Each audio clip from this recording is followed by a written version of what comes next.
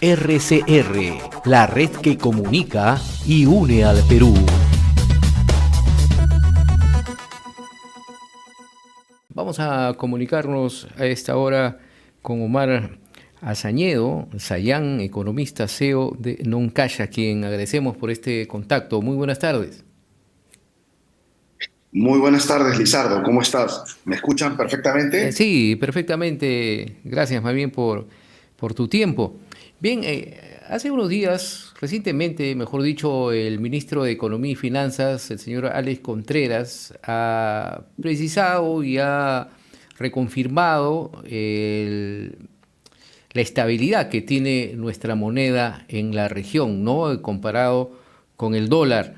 Esto pese a esta crisis política que hemos tenido durante estos últimos tiempos, que ha motivado incluso lamentablemente muerte de personas con manifestaciones, conflictos sociales y los cambios de presidentes que hemos tenido tan pronto en estos años.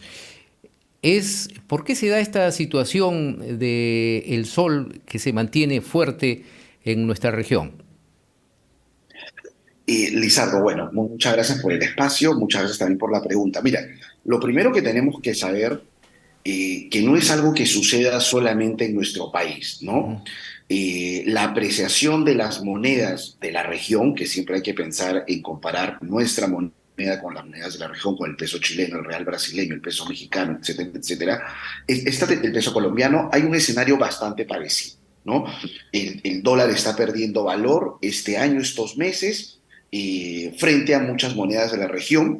Y cuando se dice que el sol peruano es una de las monedas más fuertes, no malinterpretemos lo que se está diciendo es que en medio de esta crisis que ha empezado desde la pandemia, desde febrero, marzo del año 2020, nuestra moneda ha sido una de las que más ha resistido, ha sido una de las monedas que menos valor ha perdido o que menos se ha depreciado.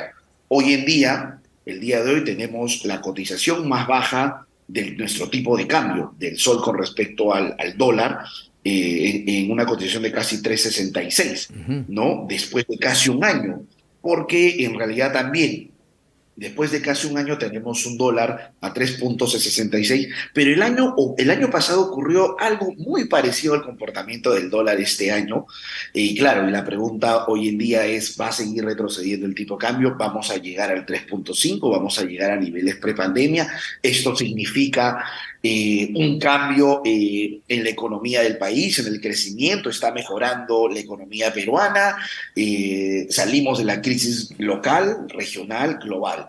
¿No? Creo que esas son las preguntas que se empiezan a hacer. Pero es Claro, importante recalcar que cuando se dice que nuestra moneda es una de las más fuertes de la región, efectivamente es así, es porque es una de las que ha perdido menos valor. Hoy en día debe estar alrededor de un 11 al 12% de su valor con respecto a la crisis, al momento en que llega la crisis. Pero de todas maneras, el sol peruano se ha depreciado, ¿no? En 2020 se depreció casi 10%, el 2021 también, y de ahí para adelante, bueno, el año pasado tuvimos prácticamente un sol con respecto al dólar a más de 4 soles.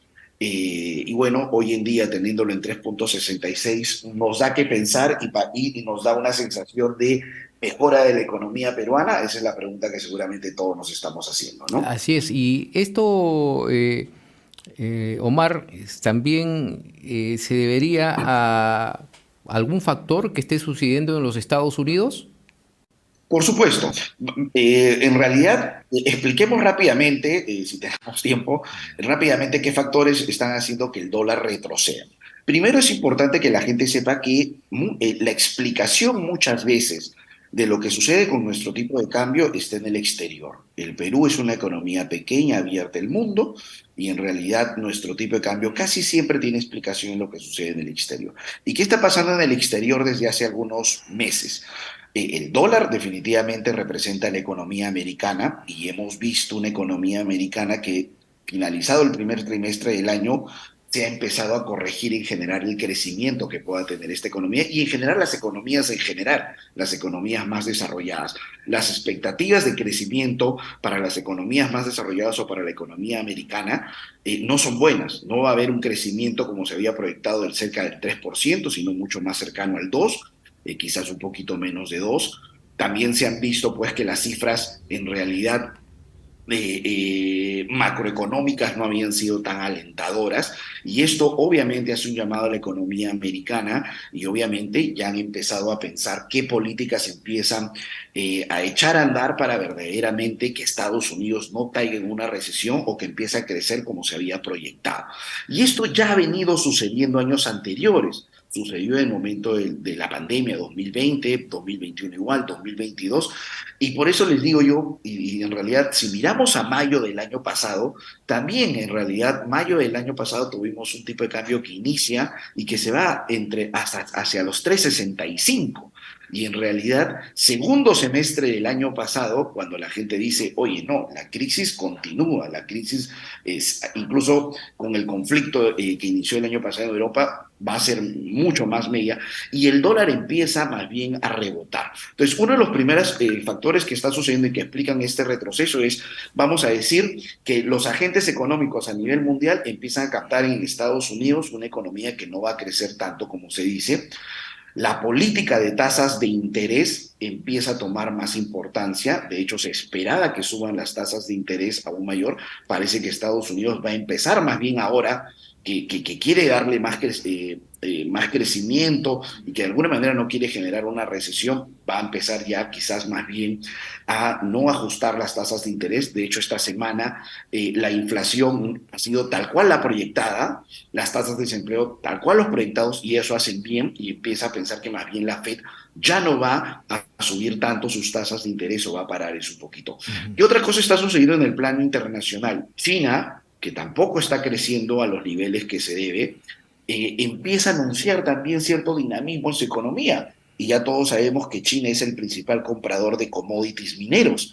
De hecho, el cobre, ¿no? El cobre que empieza a tener más importancia en estos momentos, sobre todo en la industria de autos eléctricos, que es algo que se viene se va a requerir más cobre. Entonces, el precio del cobre empieza a aumentar, el precio de la compra de commodities por el lado de China empieza a aumentar y normalmente tiene una explicación cuando sube el precio del cobre, el dólar empieza a retroceder. También esto se debe en nuestro país, le pega un poquito porque empieza a haber una mayor oferta de dólares y al haber una mayor oferta de dólares o mayor oferta de un producto, ya saben que ustedes de alguna manera si ya venía esta tendencia de retroceder un poco el tipo de cambio, localmente le pega un poquito y eso también se viene dando, Ujú. ¿no? Entonces, yo creo que esos factores explican bastante bien este retroceso. Los mercados financieros día a día absorben la información muy rápida, son muy dinámicos, son muy volátiles. Entonces, esto es lo que explica, pero no olvidemos que el año pasado el comportamiento fue similar. También tuvimos un dólar que llegó a esos niveles de 3,65, un poquito menos, que todo el mundo decía que iba a ir a 3,6, y bueno, no se dio.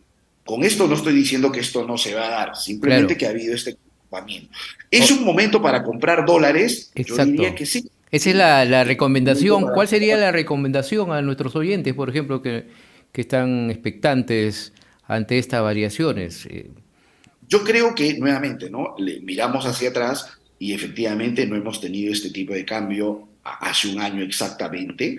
Entonces sí es buen momento, creo yo, para comprar dólares, pero claro, siempre va a estar la pregunta, ¿bajará más? ¿Retrocederá Claro, más el tipo de cambio? Es difícil determinarlo. De hecho, también no se olviden que tenemos las empresas en el país facturan en dólares. Va a haber el pago de CTS ahorita en mayo. Entonces también empiezan a cambiar un extra de dólares y eso también de alguna manera el entorno exterior se presiona por el entorno local peruano y también va a retroceder seguramente el tipo de cambio, ¿no? ahora, ¿nunca Lo que ha hecho algún tipo de proyección o va a proyectar para este año el tipo de cambio al final del periodo? ¿Cuánto podría ser? Yo sé que no hay una bola de cristal que se pueda decir, ¿no? Claro que Pero al menos. sí, claro que sí. Y a eso iba, más bien muchas gracias por la pregunta. A lo que voy es, miramos el escenario global y yo les pregunto a todos, ¿está mejorando? ¿Estamos saliendo de la crisis? ¿Hay una mejora? Yo creo que sí, lo que hay es que, por ejemplo, en nuestro país empieza a haber un poquito más de calma, ¿no? En lo político, este ruido político que tanto nos ha afectado. De hecho, los empresarios en esta campaña, el Día de la Madre, ven que pueden hacer una campaña sin protestas sociales en medio, que eso melló bastante la campaña navideña, el fin de año, el fin del año pasado y el inicio de este año, y no ha permitido. Creo que sí, mejoran las expectativas en nuestro país, ¿no? Y de alguna manera eso también va a presionar con que el tipo de cambio retroceda o con que nuestro sol empiece a apreciarse un poquito más. Sin embargo, insisto, no olvidemos que en realidad la crisis económica es global, ¿sí? Que las proyecciones de crecimiento para muchos países, sobre todo las economías más fuertes, no son cifras alentadoras. En nuestro país también corregimos, se hablaba de un crecimiento del 3%, ¿no? Y ahora se habla de un crecimiento alrededor del 2%, ¿no? Ujú.